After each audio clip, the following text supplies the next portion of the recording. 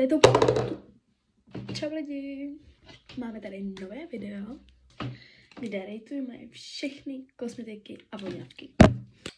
Takže jdeme na to. Takže začneme voňavkama a jako první tady mám voňavku Sol de Janeiro.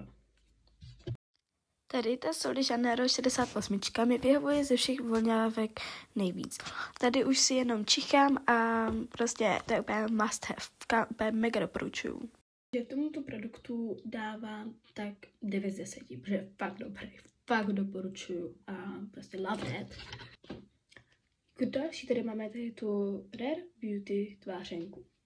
Tady ta Rare Beauty tvářenka mi vyhovuje ze všech tvářenek, co jsem kdy měla. Je nádherné, je hezky voní a má takovou hezkou barvičku. Je ze všech nejhezčí a úplně love it. Je teda hezky pigmentovaná, takže a vydrží na těle, na tváři dlouho. A taky jsem si zjistila, že je voděodolná. Takže tady té Rare Beauty tvářence dám takových 8 z 10, protože je hezky matná, hodně jako se dá rozetřít a je prostě jako must have pro holky jako jsem já. Pak tady mám tady ten linička na obličej. Oh my god, já miluju ten produkt ze všech nejvíc. Teďka to edituju a dívám se na to zpětně a říkám si, proč jsem tomu sakra dala tolik bodů, kolik jsem tomu dala. Voní to, úplně miluju a prostě, proč jsem tomu dala tak málo? No, vidíte, kolik jsem tomu dala.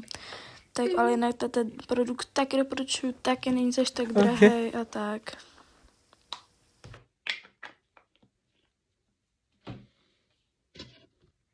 Takže to je to...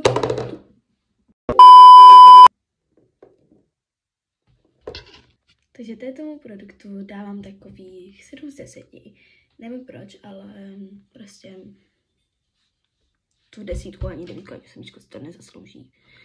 Takže to doporučuji, voní to prostě taky must have, ale pro mě to moc není. Tady máme ten Huda Beauty Les Knarty.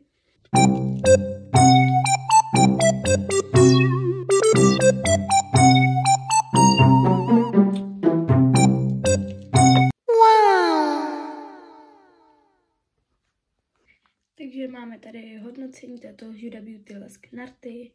Za mě mi hodně vyhovuje, protože se ani nelepí a má to hezký jemnou barvičku. Mně se fakt líbí, takže takových 8 z 10 tomu určitě dám. Takže už jsme na konci tohoto videa, můžete najít tam ještě nepovedený záběr, pokud si počkáte. A part 2 za takových 50 lajků. Tak pa!